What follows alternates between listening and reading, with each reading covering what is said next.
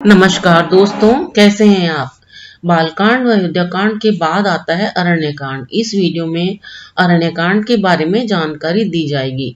अरण्यकांड में शूर्पणखा से सीताहरण तक के बारे में वर्णन मिलता है। आइए जानते हैं विस्तार से इसके बारे में। ऋषि वाल्मीकि जी से राम जी ने अपने निवास के लिए विचार विमर्श करने के बाद चित्रकूट में रहने का निश्चय किया। एक बार वन में रहते हुए प्रभु श्री राम जी ने सुंदर फूलों को चुनकर उनके गहने बनाकर माता सीता को पहनाए। उसी समय इंद्र के नादान पुत्र जयंत को श्री राम जी के बल को देखने की इच्छा हुई, तो उसने कौवे का रूप धरकर माता सीता जी के चरणों में चोंच मार दी और फिर भाग गया। जब श्री राम जी को यह मालूम पड़ा तो उन्होंने धनुष पर बाण का संधान करके उसके पीछे छोड़ दिया। बाण को पीछे आता देखकर जयंत अपने असली रूप को धारण करके अपने पिता इंद्र, ब्रह्मलोक, शिवलोक व अन्य सभी लोकों में गया, लेकिन श्री राम का शत्रु जानकर किसी ने भी उसे शरण नहीं दी। उसके बाद नारद जी ने जयंत को परेशान देखकर उसे प्रभु श्री राम जी की शरण में जाने का कहा, तो जयंत प्रभु श्री राम जी की शरण में जाकर उनके चरण पकड़कर प्रभु श्री राम जी से विनती करी, तो प्रभु श्री राम जी ने उसे एक आंख से काना करके छोड़ दिया ताकि ऐसा अपराध वह दोबारा ना करे। प्रभु श्री राम जी ने चित्रकूट में बहुत से चरित्र किए। कुछ समय वहां रहने के बाद श्री राम जी वहां से रह रहे मुनियों से विदा ली। उसके बाद श्री राम जी सीता जी व लक्ष्मण जी सहित अत्रि ऋषि के आश्रम में आ गए। अत्रि ऋषि ने भगवान राम जी को अपने हृदय से लगा लिया। उन्होंने श्री राम जी को आसन पर बिठाकर उनकी स्तुति की। सीता जी भी विनम्रता पूर्वक अत्रि मुनि की पत्नी अनुसुईया जी से मिली। माता अनुसुईया ने सीता को दिव्य वस्त्र और आभूषण दिए जो नित्य निर्मल और सुहावने स्वच्छ बने रहते हैं। अनुसुईया जी ने माता सीता को स्त्री धर्म की शिक्षा भी दी। धैर्य, धर्म, मित्र और स्त्री, इनकी परीक्षा विपत्ति में ही होती है। जो स्त्री पतिव्रत धर्म का पालन करती है उसे हमेशा शुभ गति प्राप्त होती है। ए सीता, तुम्हारा नाम लेकर स्त्रियां पतिव्रत धर्म का पालन करेंगी। माँ जानकी ने जब माता अनुसुईया के ये वचन सुने तो वह उनको परम सुख प्राप्ति के लगे।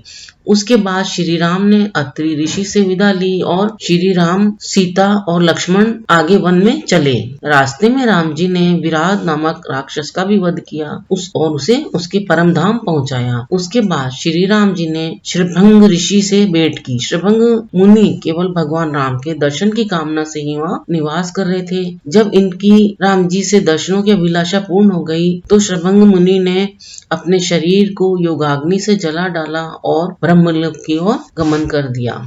वहां से और आगे बढ़े तो राम जी को रास्ते में जगह जगह पर हड्डियों के ढेर पड़े दिखाई दिए, जिनके बारे में मुनियों ने राम जी को बताया कि राक्षसों ने अनेक मुनियों को खा डाला और उन्हीं मुनियों की ये हड्डियां हैं। यह देखकर और सुनकर राम जी ने प्रतिज्ञा की कि वे समस्त राक्षसों का वध करके पृथ्वी को राक्षसों से विहीन कर देंगे।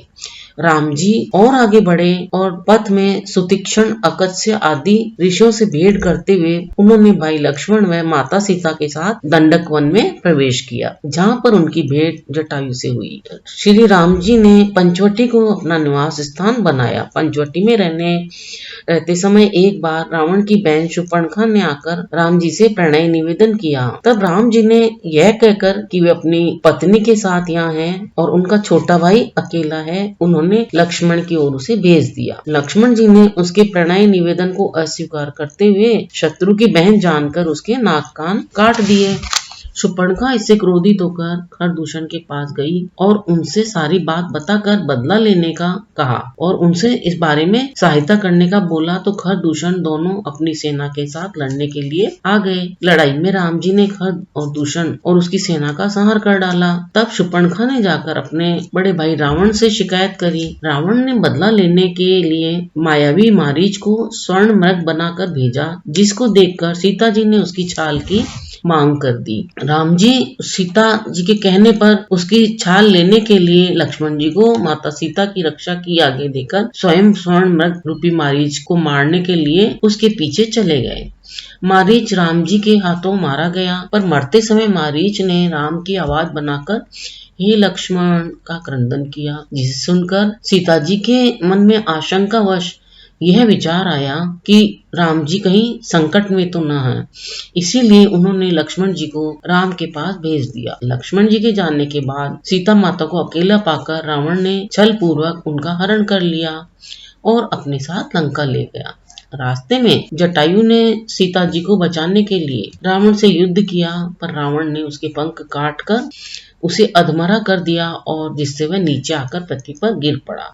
सीता जी को कुटिया में न पाकर राम जी बहुत दुखी हुए और विलाप करने लगे। राम जी भाई लक्ष्मण के साथ जब सीता जी को ढूंढ रहे थे, तब रास्ते में उनकी जटायु से फिर भेंट हुई। तब जटायु ने राम को रावण के द्वारा अपनी दुर्दशा होने व सीता जी का हरण करके दक्षिण दिशा की ओर ले जाने की बात बताई। ये सब बात बताने के बाद जटायु ने अपने प्राण त्याग दिए।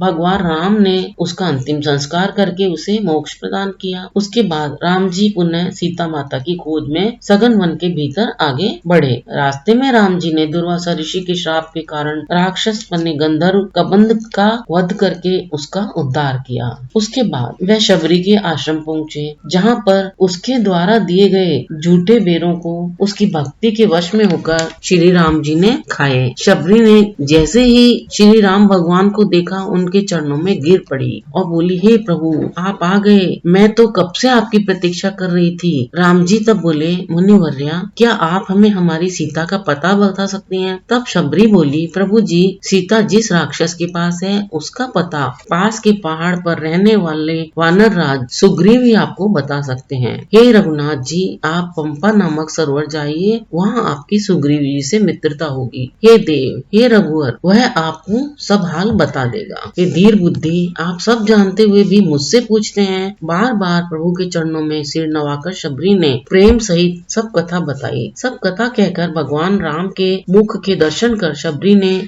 योगाग्नि से अपनी देह त्याग कर हरिपद में लीन हो गई, अर्थात मोक्ष को प्राप्त कर लिया। उसके बाद श्री राम जी ने उस वन को भी छोड़ दिया और आगे चले। दोस्तों, आपको रामायण की अरण्य कांड की यह जानकारी कैसी लगी?